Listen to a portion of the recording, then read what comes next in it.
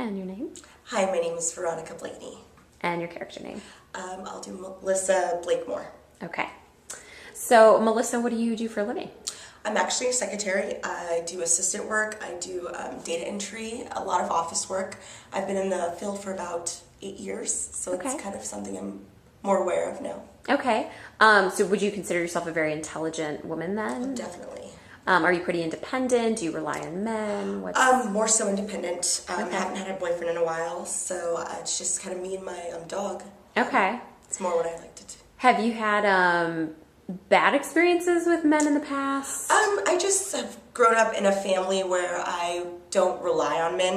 My dad left my mother, and I was very young at that time, so I just kind of put myself through college, did what I needed to do, worked hard, and just didn't really have time for men. Okay. So I could see if, let's say, a very family man, good guy, architect, successful man came into the picture, you would appreciate that in a man because Definitely. you've seen Definitely. how heinous men can be. So if you see Exactly. a good guy, you probably would want to latch onto that. Okay. Yeah. Tell me, what do you enjoy doing in your spare time?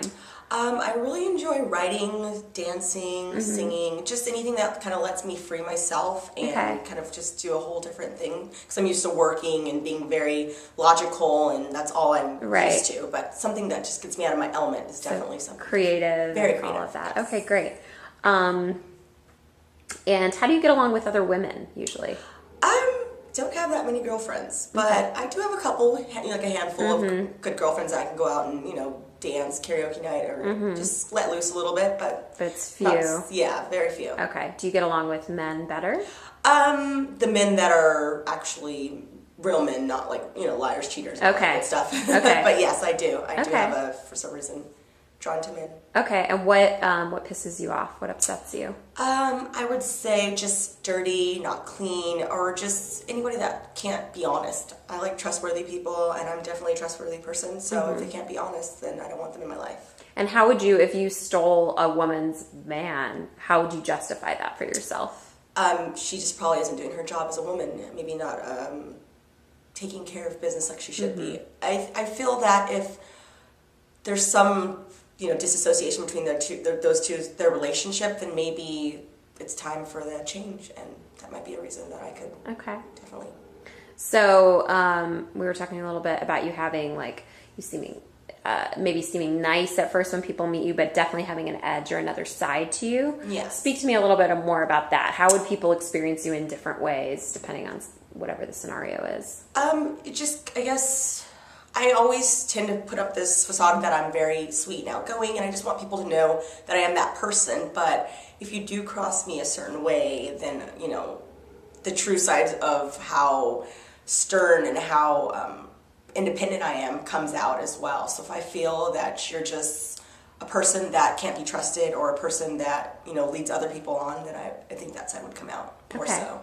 And do you appreciate, are you somebody who cares a lot about money, or what's more important to you at the end of the day? Like finding a man who makes a lot of money, who has good character, what's important to you? I think just a man with a real heart, doesn't wear a heart on his sleeve where he's out there and too much, but just money doesn't really matter to me. I'm an independent woman, I can make my own money. I just think more so a man that's truthful and true to you. So that's what I'm looking for at the end of the day. Okay. And what makes you really good at your job? Why are you just great at it? Just amazing. No. Just the fact that I'm willing to work hard, and I've worked my way up in the ranks, and I've done it from scratch, and I went to school and I did all that stuff. Makes it even better that I can, get these jobs that all these executive men would get. I'm in that game as well. Okay. And this architect that you work for, he's very well known. He's great at his job. Why have you decided to work for him, to be, his secretary, or work under him, or his assistant, or whatever? What about him has made you feel he's worth your time and your talents? You know what? He's just a great guy altogether. And when I first met him, I kind of thought, this guy's just a dick, and one of those guys that just, has a lot of money and thinks he's better than everybody else. But when you get to know him, he's very in tune with his emotions and his job and other people's feelings, and he gets the job done, and he treats all of his clients the same. Nobody's different, and I just think that's what makes a really great person.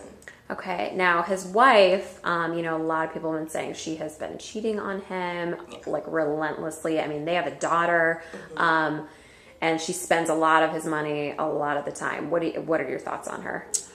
I would think that she's really just a bitch. You know, she just doesn't deserve a guy like that. If she just kind of takes it for granted and doesn't, I mean, she has a family. Why are you doing that? It doesn't make any sense to me.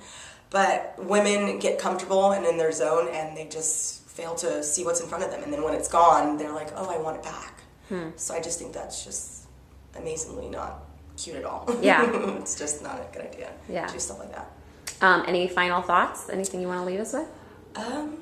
No, that's probably it. Okay, great. Thanks.